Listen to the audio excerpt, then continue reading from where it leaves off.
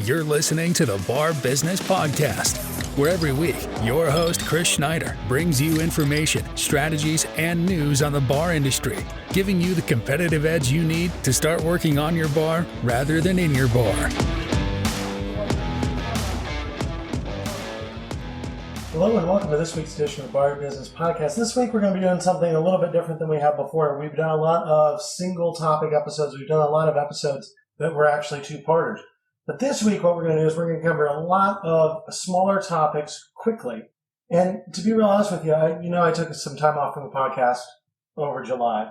And what we're going to do is talk about some of the observations I've made going out to different restaurants and bars and places in July.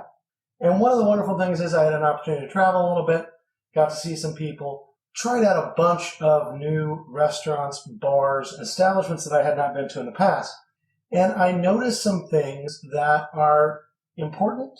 Some of these are counterintuitive, but all of them can help give you some ideas, some maybe different perspectives on ways of doing things. So let's go ahead and jump into it, and we'll cover 8 topics of things that I've noticed over the course of July going out to restaurants and bars that I think are useful for all of you and things to consider for your own establishments. Now, the first one is a lot of times I will talk about every bar should have a cohesive concept, from your website to your tables, to your dining, to your service, to your drinks and your cocktail selection. Everything should be cohesive. People need to understand your bar. It needs to be something they can relate to. It needs to make sense to them. And I will say that is true. That is absolutely true 98% of the time. But I had the chance to go and dine at a restaurant. It's actually kind of local to me. I'm starting to eat there quite a bit. That defies the cohesive concept. It is a place where the atmosphere does not match the food, and the service does not match the food or the atmosphere in some ways. Let me break that down a little bit. It is a steakhouse in a small town that has it's a 1970s decor. It's 1970s chairs. It's a 1970s bar. So it's not like what you would expect from a high-end steakhouse. And the food is absolutely high-end steakhouse. The service is somewhere in between the two. It's not your neighborhood bar, which is more or less what it looks like. And it's not fine dining. It's somewhere in the middle. It's very educated people that know what they're talking about, that know their product, but at the same time are way more casual and relaxed and way more neighborhood bar-like.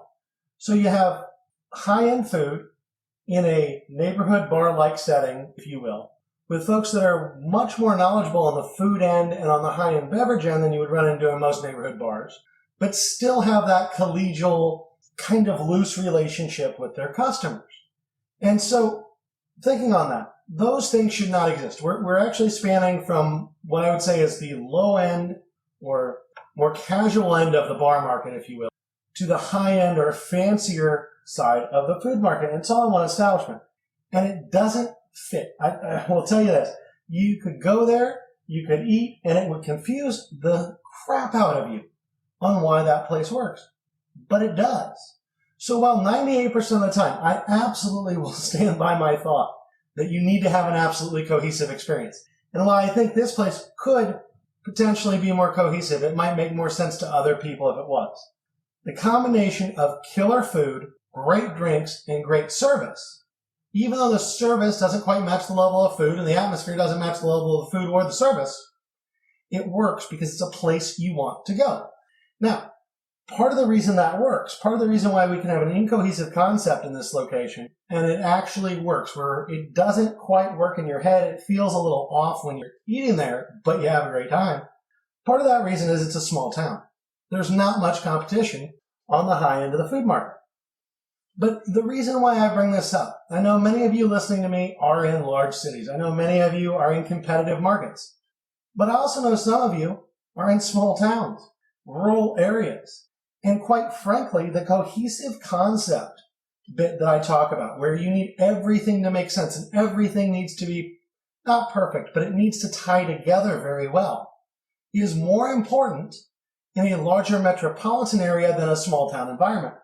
Because in a small town environment, the whole vibe of everyone is different. The whole feel of everyone is different.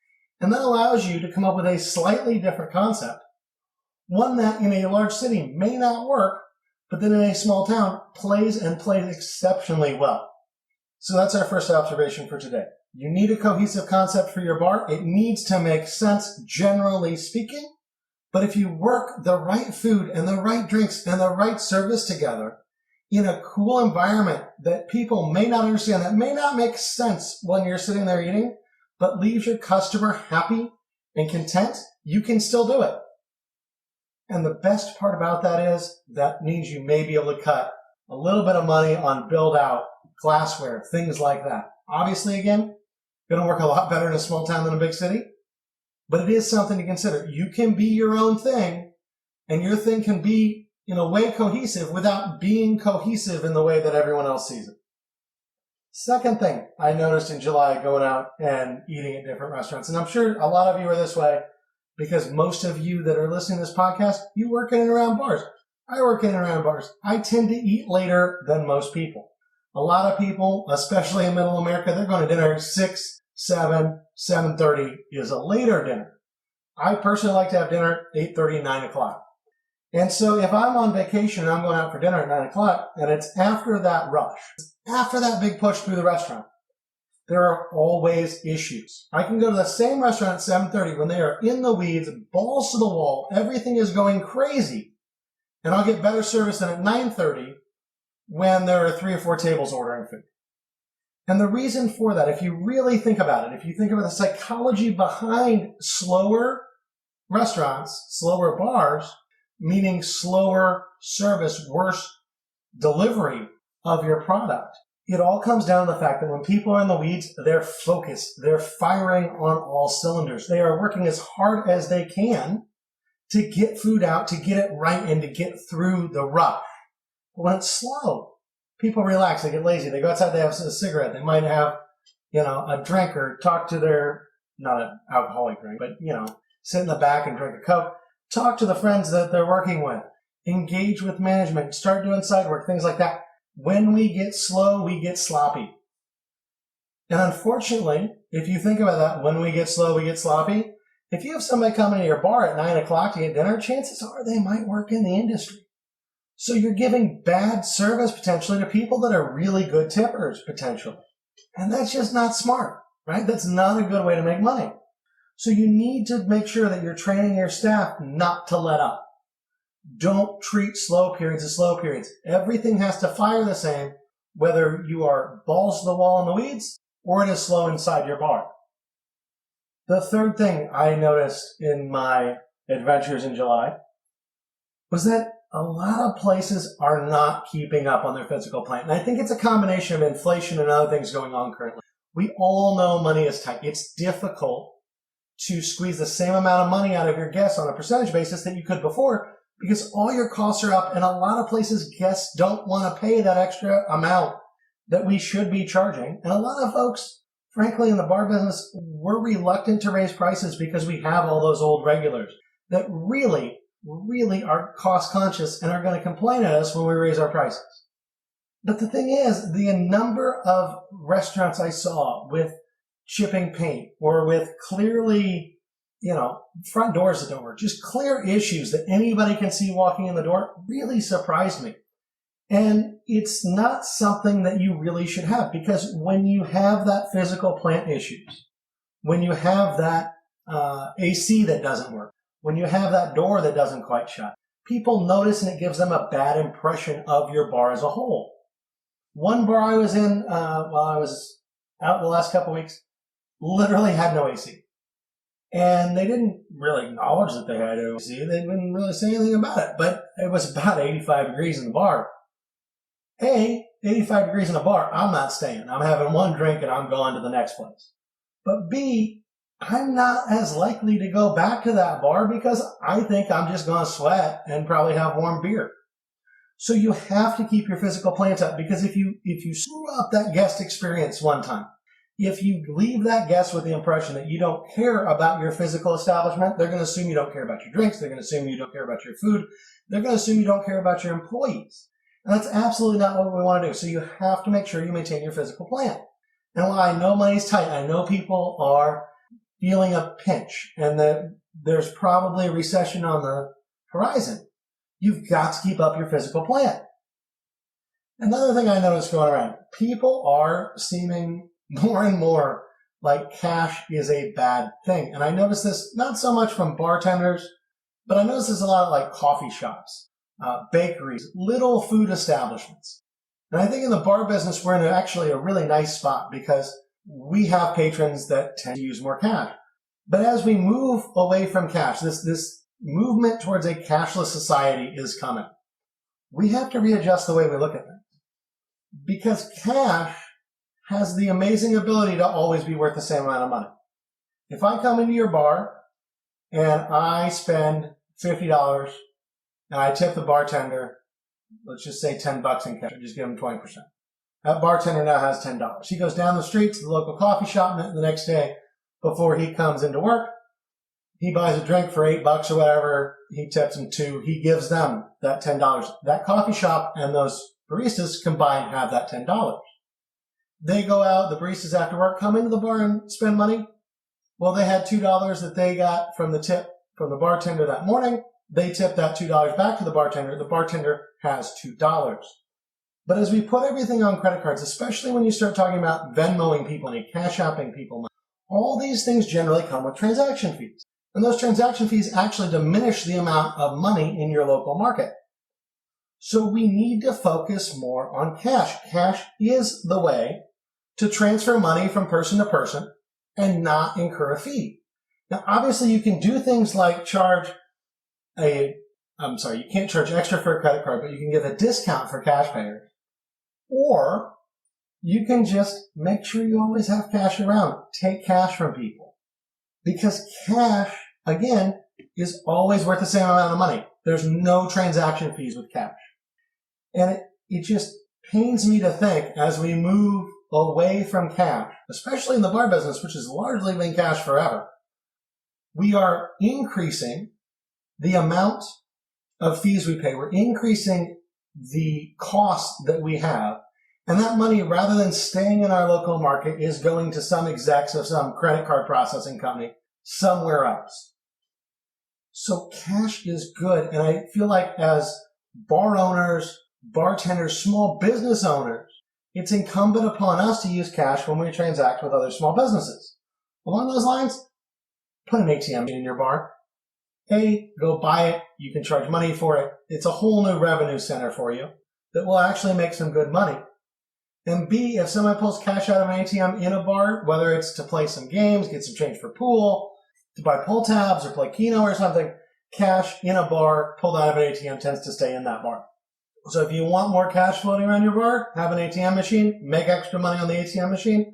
You get more cash, you pay less transaction fees. Another thing I noticed going around, I went to a lot of kind of more touristy areas where we had restaurants. Again, not necessarily a bar thing here, but it's restaurants with wait lists.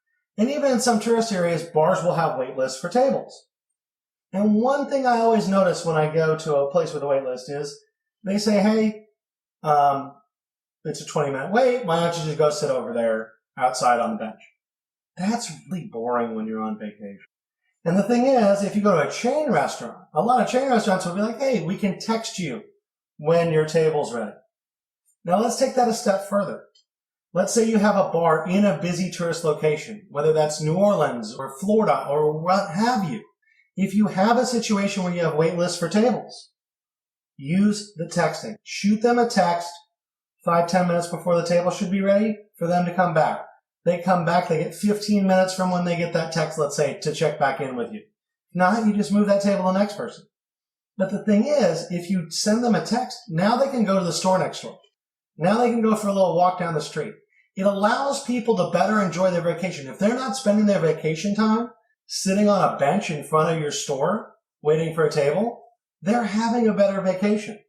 In turn, they will choose to eat with you more.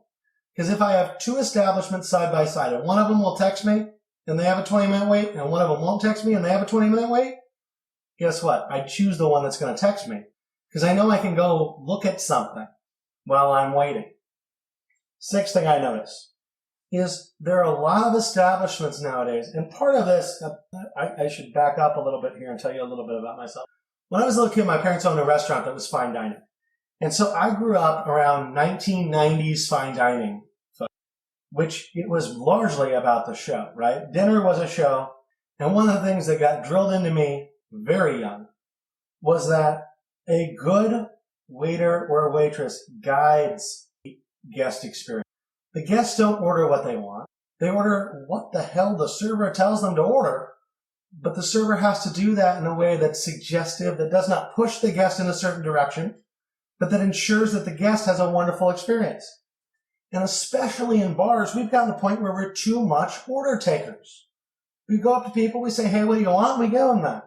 But we're not putting on the show. We're not guiding that experience. And when you guide that experience, especially in a tourist location, especially if you have people coming in from out of town, you amplify their experience 5, 10 times.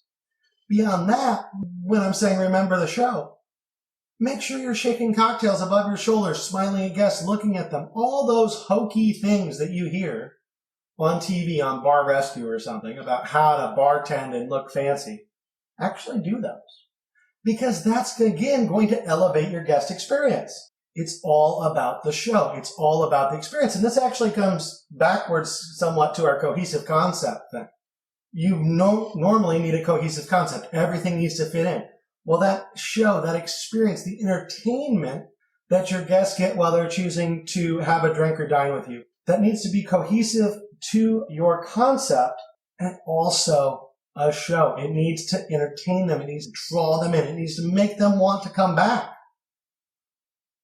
Seventh thing I noticed over going to a bunch of bars and restaurants and traveling a bit in July. Everyone now has tips percentages on receipts. Almost everybody. And what I noticed is there's a large range of these. And I know tipping has become quite the controversial topic. And I will tell you right now, I am not one of these people that believes that tipping should go away. I don't believe in automatic service charges, even though I know in especially the East Coast and California, this is becoming normal to put service charges on receipts automatically. I don't think that's how bars should operate, especially in the middle of the country. I think that's just piss of death. But everyone is putting tip percentages on receipts, recommended tips. And what you always used to see was, sometimes you'd see 15, 20, 25. Frequently, you would see 18, 20, 25. I noticed a lot of places now are 20, 25, 30, 18, 22, 25. They're kind of edging those numbers up. Now, a few things are true. One thing is true that from a psychological perspective, people generally will not pick whatever that lowest price is. They'll go to the middle price because that's where people tend to be the most comfortable. It's the same way that if you have a wine list that is organized by price, people will never buy your most expensive bottle. They'll never buy your cheapest bottle. They'll always go in the middle, generally bottom half of the middle. And I am sure some of you are about to disagree with what I'm about to say. But that's the great part about having a podcast. This is just my opinion. When we look at tip percentages on receipts, I think when we start going 20, 25, 30, things like that, that's a bit excessive. Yes, it may overall cause you to get higher average tips for your staff. However, good bar staff should be pulling over 20% every shift, no problem already.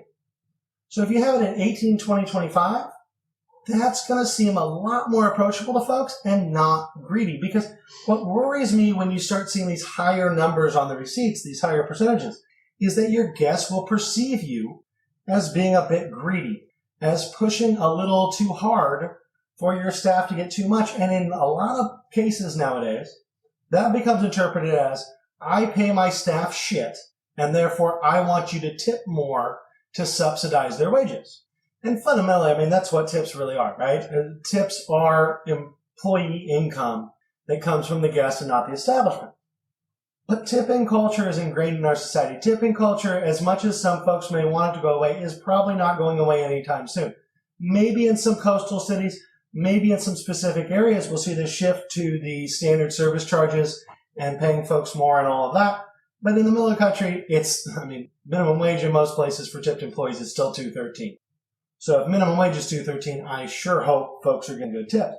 But at any rate, to get back to this percentage thing, you don't want to seem greedy. You don't want to have your customers perceive that you're just trying to have them subsidize your wages. So I really do that the 18, 20, 25 is really safe and good. Because guess what? Folks that are good tippers, if I go out and have a couple of drinks and I see that 20% says I should tip $4, I'm never going to tip $4 because I can leave a 5. But I'm probably going to tip even more than that because I know the effort. I know the work. Your folks that want to tip higher will tip higher. Your folks that don't want to tip higher will just be offended. And that's why this move towards these higher percentages on receipts probably is not a good move. Now, probably someone should say that. You could get a lot of empirical evidence from different people to confirm that. But gut instinct, talking to other people around, that does not seem like the best move in the world. Final thing I noticed over the course of the month, traveling around and visiting more restaurants and bars than I normally do, not enough people are selling merch. If you have a bar, especially if you're in a tourist location, you need to sell t-shirts, hats, hoodies. You need to sell stuff. People want to remember where they were. And everyone on vacation in America pretty much will buy a t-shirt. Most other countries, they'll buy t-shirts too. So why would you not give the folks that opportunity? Oh, you really like this bar? You've been hanging out here while you've been on vacation? Here, buy our t-shirt. It's an easy upsell. Now, the problem with merch, most places you go, the merch is not great. There are limited options. There are limited sizes. There are limited colors. All that is true. I've talked about it before. I will talk about it again. But think about going online with some of your merch. Think about going print on demand with some of your merch. Think about integrating some of your merch into your website. If you don't know how to do that or you have questions on it, reach out to me, chris@barbusinesscoach.com. I am more than happy to teach you some information on how to do that because I really think it is a key way for most bar owners to be able to increase their bottom line without actually doing much, without having a bunch of inventory on hand. Because if you go online with your merch, you can start having 5 of an item in store instead of buying 100 of them at once. And then print on demand. If you don't have the size somebody wants, if you don't have the color they want, they can go online, buy it, boom, it's at their house. Now, the only way to make that work, because we all know merch is an impulse buy, you have to have QR codes. So you can talk to them about the merch. Oh, we don't have this here. Scan this on your phone. Here, click here. Apple Pay, click, boom, done. Or if you want, just add it to their bill, ask them their address, and order it for them. Either way works. But consider selling merch because merch will always be something that people want, and it is something that will not go bad. It's not eggs, it's not milk, it's not chicken. It doesn't rot. If you leave a t-shirt on a shelf for a year, it's still good. So it's an easy way to increase your ticket, and it's an easy way, especially if you're located in a tourist location, to be able to really maximize the amount of revenue you are making on each and every guest. So again, this week, just wanted to talk through these 8 observations I've had over the last month while I've been on a hiatus from the podcast, kind of traveling around and trying a bunch of new places and going on a few trips. So consider those for you. See what of that resonates with you. It's quite possible out of those 8, only 1 or 2 are going to work for your bar. But if you can make some small changes, make some small improvements, remember those small improvements always compound. Continuous improvement is how you make the big revenue at the end of the day. Little side note, if you have not had a chance, go check out my book, How to Make Top Shelf Profits in the Bar Business. It is on Amazon. It is available in hardcover, paperback, audiobook, or Kindle. So check that out, read it. There's a lot of really good information in there. It is quite comprehensive on information in the bars. It is just a really good overview of pretty much anything in the bar business that you face. Also, if you have not had a chance, go head over to Facebook, join Bar Business Nation. That's also kind of been on a hiatus for a month because travel is not necessarily conducive to Facebook all the time, regardless of what the influencers tell you. But head over to the Bar Business Nation Facebook group. Join there. We're trying to build an awesome community of bar owners to all help and support each other. And with that, guys, I hope you have a wonderful week. I will talk to you again next week. Have a great one. Thanks for listening to the Bar Business Podcast. Make sure to subscribe so you don't miss any future episodes. Check out our website at barbusinesspodcast.com and join our Bar Business Nation Facebook group for more strategies and tips.